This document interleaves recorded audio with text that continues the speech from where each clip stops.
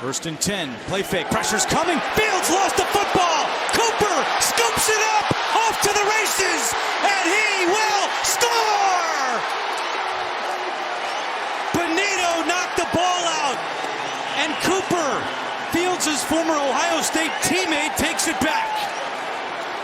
And this is tough. Justin Fields, you never want to have a play like this in a certain situation, but again, it's one of those things where he's turning his back to the line of scrimmage, and we talked about that at the start. They've done such a great job of keeping his eyes in front of him all day. Turns the back to the line of scrimmage there and just does not feel Cooper coming off the edge. He's been nearly perfect all day, but that one hurts. I understand the play call from Luke Getsy. I understand it. I get it. You're trying to misdirect. You're trying to get someone, the defense's eyes going the other way. But edge rushers don't chase action away from them any longer. That's out of the NFL. It's go straight to the quarterback. The zone read and those type of things have taken away. Jonathan Cooper, as we mentioned, teammates and good friends with Justin Fields at Ohio State. They're planning to exchange jerseys after the game. It's going to be a tough picture depending on who wins that one. Might be a little awkward after that last play, but I know you threw for 4, but I got the one that mattered. Well, you say that, and as Justin Fields trots back onto the field, it's how do you respond, right? A play like that happens. You've had a really, really great game. How do you come back out here and trust that you're going to get into a rhythm, you're going to make the play as you move forward?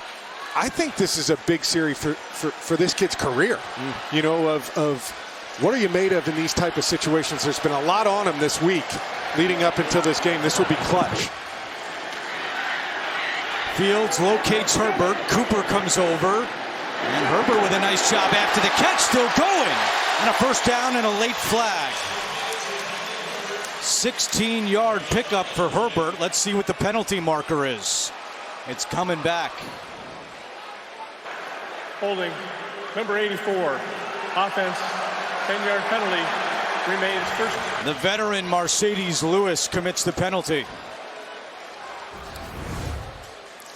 They can watch it. He just hands kind of get outside of the shoulder pads right there and takes him to the ground. It's hard on these play extensions where guys cut back inside and kind of change direction on you to know just to let go. Yeah. You just need to let go as a blocker in that situation and avoid any penalty that could come back in that. We always talk about holding being okay. If it's in the tackle box, it's okay. But if you're outside of it, especially downfield. 6.5 to play. Herbert on the ground this time and gets up to the 30-yard line. Tackle was made by Jonathan Harris, who grew up in the Chicago area, actually grew up a Bears fan in Aurora, Illinois, and played a couple of games for the Bears back in 2019. Has his family and some friends here today.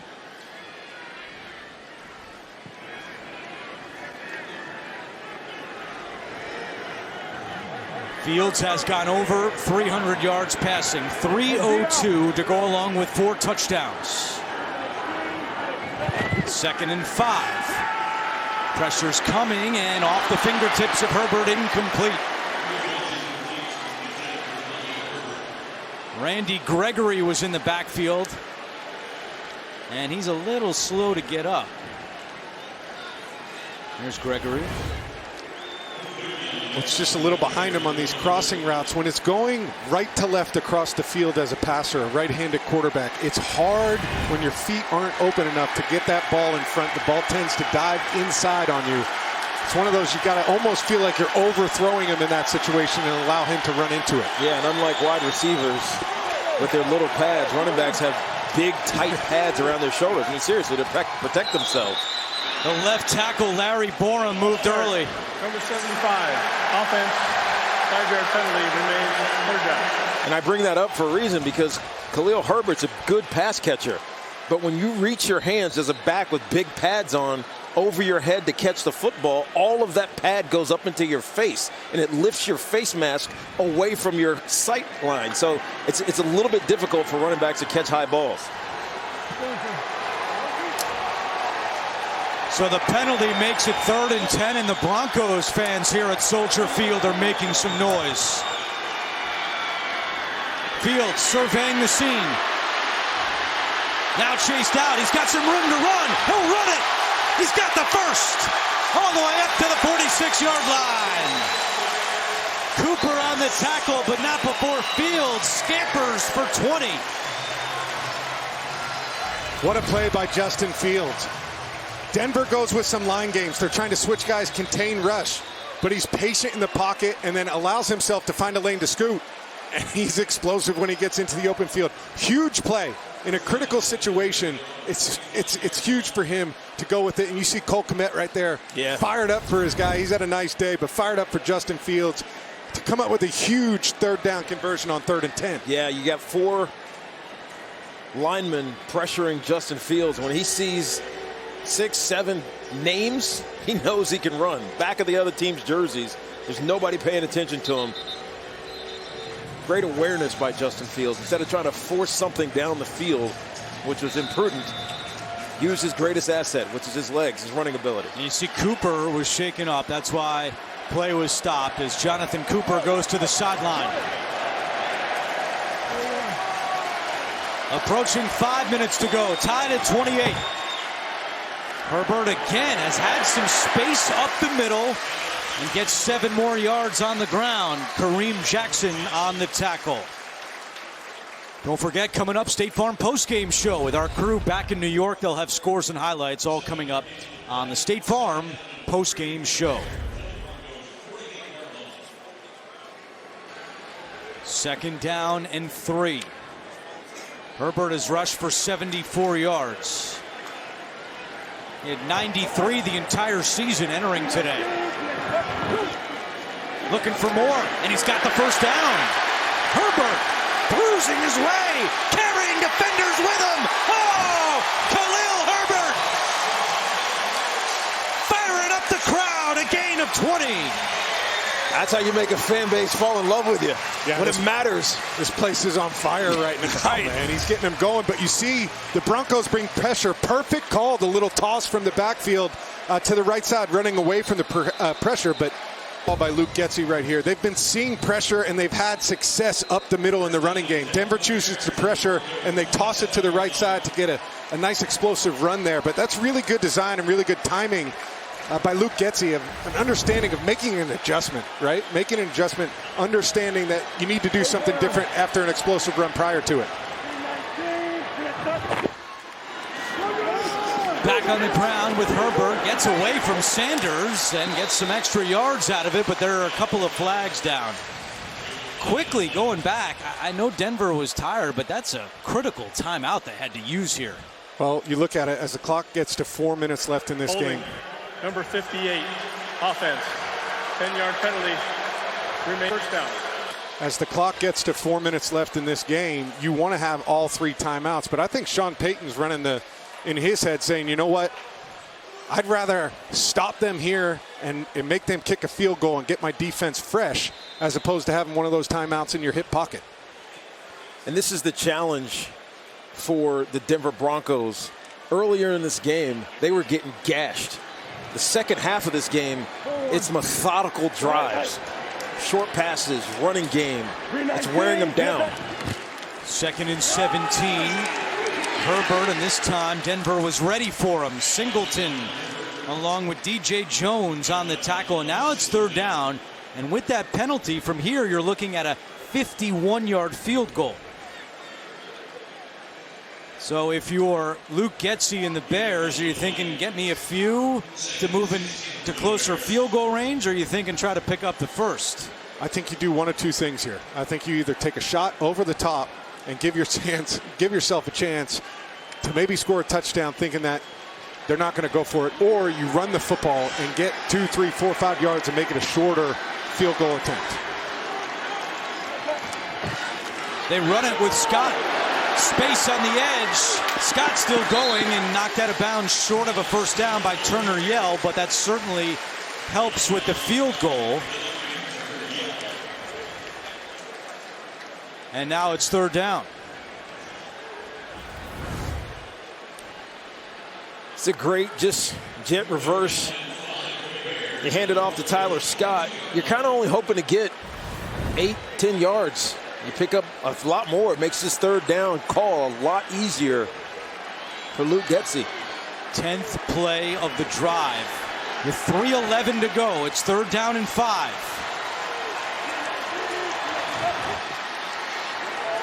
Herbert, can he sneak through again? No, stopped a yard shy of a 1st down. Turner Yell getting the start for Justin Simmons, makes the play. It's 4th down and 1. This is a game-saving tackle in terms of not letting up a touchdown, coming in and delivering the boom, coming from a high safety position, coming down and making that tackle. We got a timeout right here, but I think that was a really solid tackle coming up and filling space. Yeah, you're so right about that. Delarian Turner-Yell, who struggled against the Miami Dolphins last weekend, has made some plays here. 2nd-year guy out of Oklahoma, thrust into starting role because of Justin Simmons' injury. If he takes a bad angle or turns down that contact on Khalil Herbert and he splits it, this game could be over. And guys, the field goal unit has not come out yet for the Bears with 2:57 left on 4th and 1.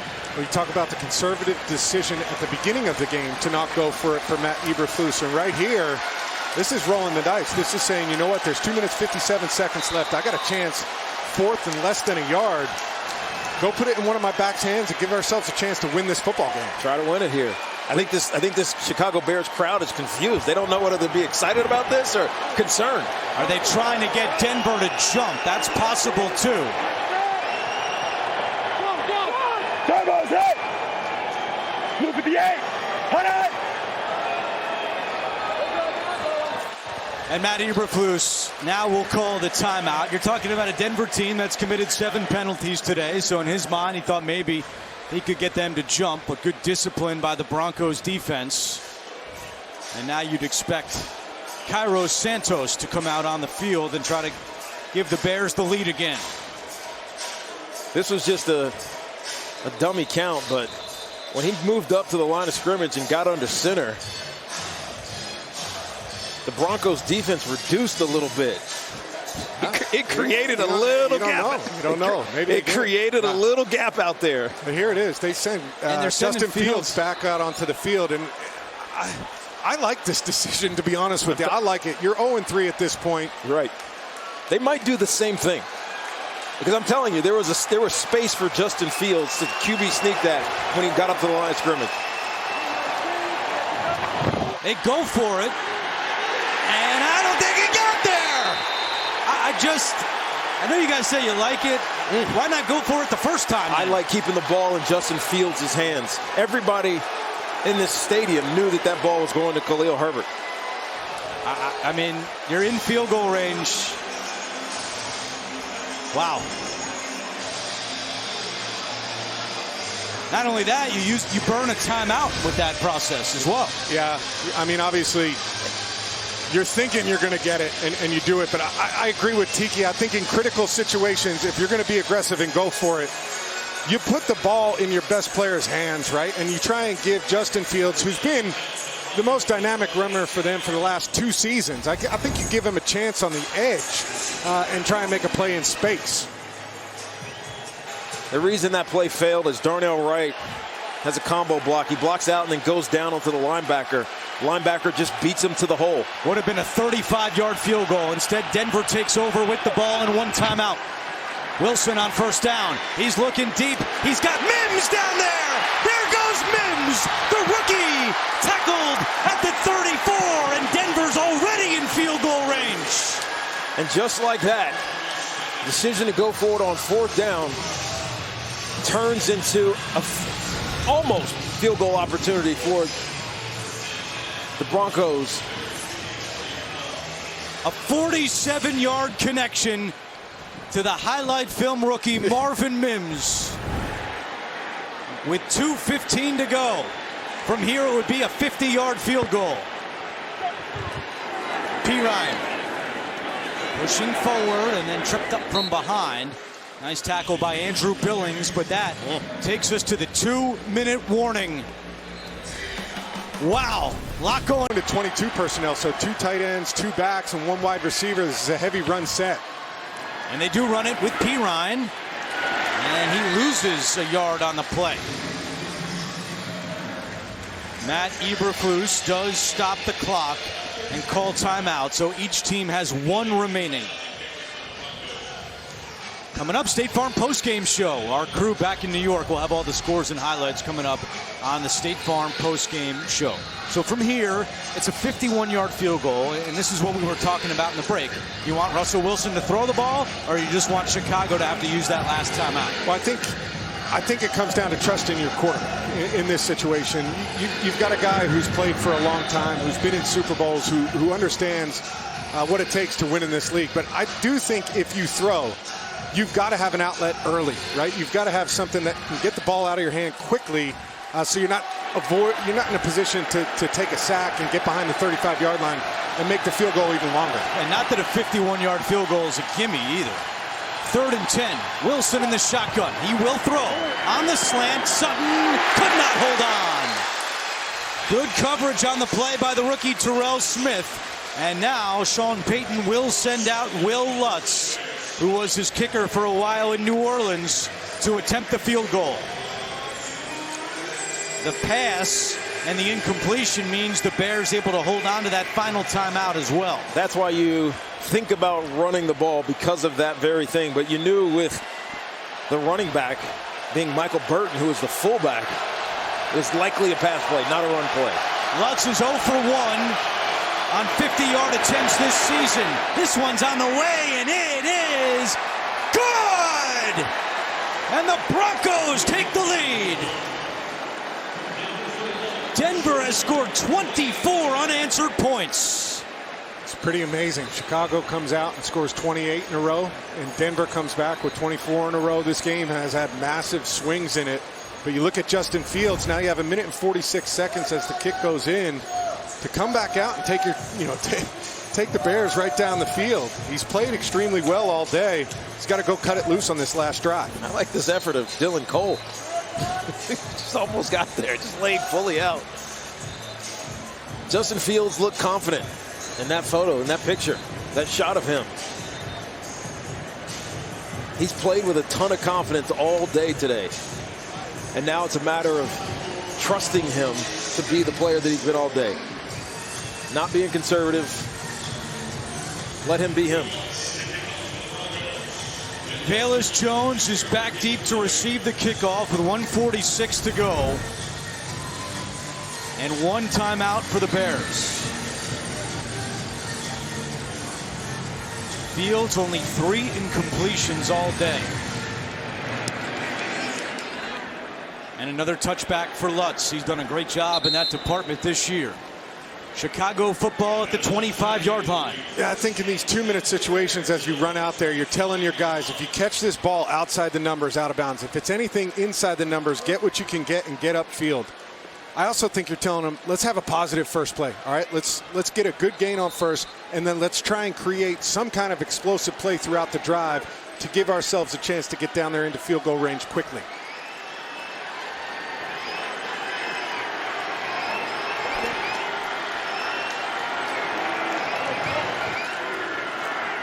Cooper back in the game. Fields finds Cole Kmet with some room to run. Stiff arm on Singleton, who's able to bring him down, but not before Kmet races for a first down. 1:30 to play.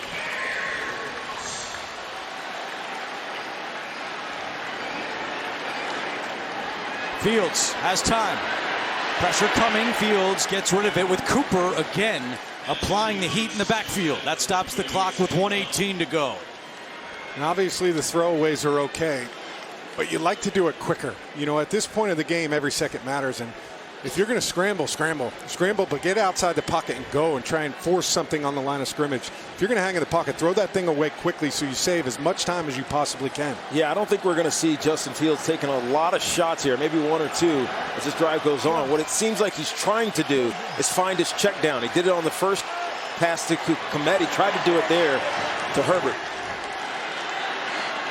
Fields over the middle and broken up, intended for DJ Moore, and Pat Surtain able to get a hand on it. It's 3rd and 10. This is tight coverage, off coverage from Surtain, but a great drive to get in front of that in cut right there by DJ Moore. He's one of the best. He is. I know there's been times that throughout the game he had a couple penalties, some different things go his way, but great corners in these kind of situations aren't scared. No, they're relish. okay being out there on the island and driving on plays and taking chances. Bottom of your screen, that's the matchup. DJ Moore and Pat Surtain on 3rd and 10.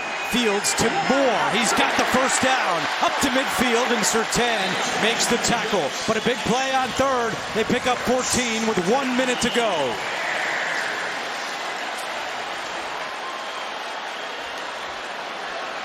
Chicago preserving that one timeout. Fans on their feet here at Soldier Field. Fields in trouble and throws it away. Spun down by DJ Jones. And the Denver sideline wanted intentional grounding, and now there's some discussion about it. Yeah, he was definitely inside the tackle box. You're wondering right There's there the if Herbert flag. was close enough. Yeah.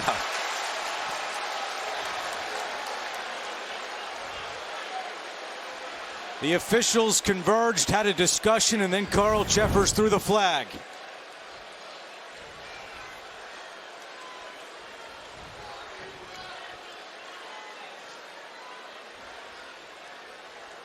Intentional grounding, number 1, offense. Yard penalty, loss of down, 2nd down. This foul requires a 10-second runoff. Chicago has elected to use their 3rd and final timeout. That's big right there. It's massive. It costs you the timeout. It costs you field position. It costs you time, too. You know, holding on to that ball. We talked about it not being there, trying to get that ball out of your hand as quickly as possible and live for another down.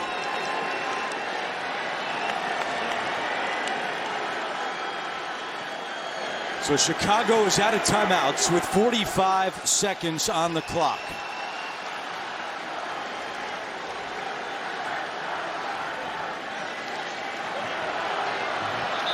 I still think the middle of the field, you know, you've got 45 seconds. You got plenty of time. The middle of the field is always soft in these type of situations. I like driving something down the middle. Komet has been the target over the middle. Fields to Komet. He's got a little bit of space, and he does a good job of just angling out of bounds at the 48-yard line. 3rd down with 38 seconds to go. Again, so far on this drive, the success has been to the check down. You know that you'd like to see him complete something over the middle of the field, as Matt was suggesting, but it's just not available. Linebackers are dropping to that 12 to 15-yard depth. The only thing that's available to Justin Fields is his tight end and sometimes his running back. I think sometimes in these situations, too, a screen to the back is not a bad call when you're getting this soft and off coverage, allowing your linemen to get in space so they can block for you down the field. 3rd down and 13. Santos' career long is 55 yards. Pressure coming. Fields over the middle. Intercepted! Picked off by Jackson, and he goes to the ground. And the Broncos will escape with their first win of the year. And Matt Eberflus is going to have to answer a lot of tough questions after this game.